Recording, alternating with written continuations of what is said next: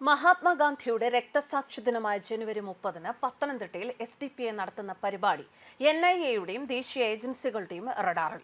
സംസ്ഥാന പോലീസും ഗൗരവത്തിലാണ് എടുത്തിരിക്കുന്നത്. ഗാന്ധി രക്തസാക്ഷി ദിനമായ ജനുവരി 30-ന് SDPI നേതൃത്വത്തിൽ 100 കേന്ദ്രങ്ങളിൽ നാഥുറാം ഗോഡ്സെ തൂക്കിലേറ്റുകയാണ്. ഗാന്ധിജിയെ വധിച്ച ഘാതകനാണ് ഗോഡ്സെ. എന്നാൽ SDPI ചെയ്യുന്നത് വെറും ഗോഡ്സെ തൂക്കിലേറ്റൽ അല്ല. ഇതിനെ സംഘപരിവാറിനെതിരായ സമരവുമായി ബന്ധിപ്പിച്ചാണ് നടത്തുന്നത്. ഹിന്ദുത്വ ചിന്താധാര തലയ്ക്ക് പിടിച്ച സംഘപരിവാർ ഭീകരവാദികൾ അദ്ദേഹത്തെ വധിക്കുകയായിരുന്നു എന്നാണ് ഇതുമായി ബന്ധപ്പെട്ട് SDPIയുടെ കുറിപ്പ്. ഗാന്ധിവധത്തിൽ സംഘപരിവാറിനെ ബന്ധപ്പെടുത്തിയവർക്കെതിരെ മുൻപ് കേസുകൾ രജിസ്റ്റർ ചെയ്തിരുന്നു. എന്നാൽ ഇപ്പോൾ SDPI വീണ്ടും ഗാന്ധിവധം നടത്തിയത് സംഘപരിവാർ ആണ് എന്ന പുതിയ വിലയിരുത്തൽ പുറത്തുവിടുകയാണ്. മാത്രമല്ല, ഗോഡ്സെ പത്തനംതിട്ടയുടെ 100 കേന്ദ്രങ്ങളിൽ തൂക്കിലേറ്റുന്നത് സംഘപരിവാറിനെതിരെ എന്നും പറയുന്നു. ഇതുമായി ബന്ധപ്പെട്ട SDPI പങ്കുവച്ച ഫേസ്ബുക്ക് പോസ്റ്റ് ഇങ്ങനെ: ജനുവരി 30 ഗാന്ധി രക്തസാക്ഷി ദിനം. ജില്ലയിലെ 100 കേന്ദ്രങ്ങളിൽ ഗോഡ്സെ തൂക്കിലേറ്റും. ഗാന്ധി രക്തസാക്ഷി ദിനമായ ജനുവരി 30-ന് SDPI നേതൃത്വത്തിൽ ഗാന്ധിയെ കൊന്നവർ രാജ്യത്തെ കൊല്ലുന്നു എന്ന മുദ്രാവാക്യമുയർത്തി ഭീകരവിരുദ്ധ ദിനമായി ആചരിക്കും. ഇതിന്റെ ഭാഗമായി പത്തനംതിട്ട ജില്ലയിലെ 100 കേന്ദ്രങ്ങളിൽ ഗാന്ധി ഘാതകനായ ഗോഡ്സെ തൂക്കിലേറ്റുമെന്ന് SDPI പത്തനംതിട്ട ജില്ലാ ജനറൽ സെക്രട്ടറി സലീം മൗലവി അറിയിച്ചു. ബ്രാഞ്ച് തലങ്ങളിൽ പ്രതിഷേധങ്ങൾ നടക്കും. രാജ്യത്തിന്റെ മതേതരത്വവും ബഹുസ്വരതയും നിലനിൽക്കണം എന്നാണ് ഗാന്ധിജി ആഗ്രഹിച്ചത്. എന്നാൽ ഹിന്ദുത്വ ചിന്താധാര തലയ്ക്ക് പിടിച്ച സംഘപരിവാർ ഭീകരവാദികൾ അദ്ദേഹത്തെ വധിക്കുകയായിരുന്നു. നിർഭാഗ്യവശാൽ ഇതേ ആശയം പേറുന്നവരുടെ പിന്മുറക്കാരാണ് ഇന്ന് രാജ്യം ഭരിക്കുന്നത്.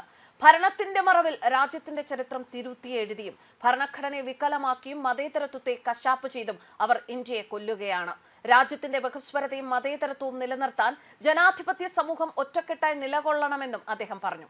ഇത്തരത്തിലാണ് FB പോസ്റ്റ് ഉള്ളത്.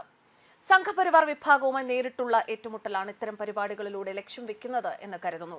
സംഘപരിവാർ അണികളെ പ്രകോപിപ്പിച്ച് തെരുവിലിറക്കുകയും SDPIക്കെതിരെ കൊണ്ടുവരികയും ചെയ്യുകയും ലക്ഷ്യമാണ്. എന്തായാലും സ്ഥിതിഗതികൾ സസൂക്ഷ്മം നിരീക്ഷിക്കുകയാണ് പോലീസ്. ഗാന്ധി ഘാതകനെ തൂക്കിക്കൊല്ലുന്നതിലല്ല വിഷയം, മറിച്ച് ഗാന്ധിയെ വധിച്ചത് സംഘപരിവാർ ആണ് എന്ന വൻ പ്രചാരണം നടത്തി പരിപാടികൾ സംഘടിപ്പിക്കുന്നതിലാണ് മറുവശത്ത് അണികൾക്ക് എതിർപ്പുണ്ടാകുന്നതും. ഗാന്ധിവധം, ഗാന്ധിയെ കൊന്നവർ രാജ്യത്തെ കൊല്ലുന്നു, ഭീകരവിരുദ്ധ ദിനം എന്ന രീതിയിൽ വ്യാപകമായി SDPI സംസ്ഥാനത്ത് പരിപാടികൾ നടത്തുകയാണ്. പോപ്പുലർ ഫ്രണ്ടിന്റെ നിരോധനത്തിന് ശേഷം വലിയ വിവാദ പരിപാടികൾ നടത്തുന്നതിൽ നിന്നും SDPI വിട്ടുനിൽക്കുകയായിരുന്നു. SDPIയുടെയും പോപ്പുലർ ഫ്രണ്ടിന്റെയും പ്രവർത്തകർ ഒരേ വിഭാഗം തന്നെയാണ്. പോപ്പുലർ ഫ്രണ്ടിന്റെ രാഷ്ട്രീയ മുഖമായിട്ടാണ്, രാഷ്ട്രീയ പാർട്ടിയായിട്ടാണ് പൊതുവെ SDPIയെ വിലയിരുത്തുന്നത്. പോപ്പുലർ ഫ്രണ്ട് നിരോധിച്ച സമയത്ത് SDPIക്കെതിരെ വലിയ തോതിലുള്ള നിയമ നടപടികളും വിമർശനങ്ങളും ഉണ്ടായിരുന്നു. എന്നാൽ രാഷ്ട്രീയ പാർട്ടി എന്ന നിലയിൽ അതിന്റെ സംരക്ഷണവും ആനുകൂല്യവും SDPIക്ക് ലഭിക്കുകയായിരുന്നു.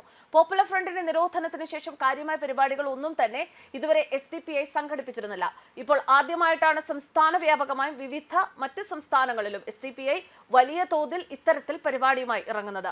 SDPIയുടെ ശക്തി തെളിയിക്കുന്ന പരിപാടികൾ കൂടിയായി മാറുകയാണ് ഗാന്ധിയുടെ രക്തസാക്ഷി ദിനത്തിലെ അവർ ആസൂത്രണം ചെയ്ത ഗോഡ്സെയെ തൂക്കിക്കൊല്ലാൻ. അതുകൊണ്ട് തന്നെ ശക്തി പ്രകടനത്തിൽ നടത്തുന്ന മുദ്രാവാക്യങ്ങളും അതുപോലെ പരിപാടികളിൽ SDPI നടത്തുന്ന പ്രവർത്തനവും സംഘാടനവും എല്ലാം വീക്ഷിക്കുകയാണ് വിവിധ ഏജൻസികൾ. ന്യൂസ് ഡെസ്ക് കർമ്മ ന്യൂസ്.